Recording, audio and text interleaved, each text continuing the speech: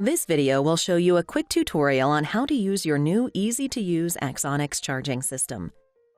To charge, first remove your charger from its dock. The dock is used to store your charger and to recharge its battery. The charger light indicates how much life is in the charger's battery.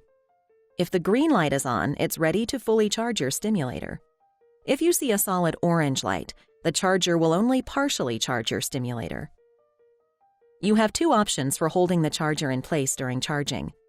A thin, flexible carrier can hold the charger in place using skin-friendly, removable adhesive. Or a soft, stretchy belt can be worn around your waist to hold the charger in place. To use the carrier, start by snapping the bottom of the charger into the open center of the carrier. To use the belt, snap the bottom of the charger into the green plastic ring. Once the charger is snapped into the belt, you'll need to align it with your stimulator. Hold the charger against your skin on top of where the stimulator was placed, and listen for a long beep. With the charger placed over the stimulator, you can sit back and relax until charging is finished.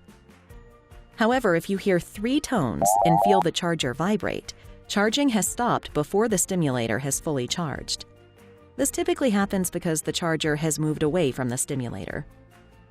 Place the charger in the proper location to continue the process. You'll hear the same tone as before when charging resumes. When you hear this sound, charging is complete. Once charging is complete, remove the charger and unsnap it from the carrier or belt. Place the charger on the dock so it's ready the next time you want to charge. If you used the disposable carrier, you can throw it away. The belt can be stored and reused. It's a good habit to check your remote control after charging to make sure your stimulation is on and at the desired level. You'll need to periodically charge your stimulator for about an hour.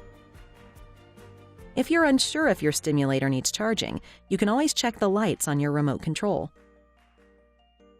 Charging more frequently can reduce the time it takes to charge. If you have any other questions about charging your stimulator, contact your healthcare provider or refer to the manuals included with your device.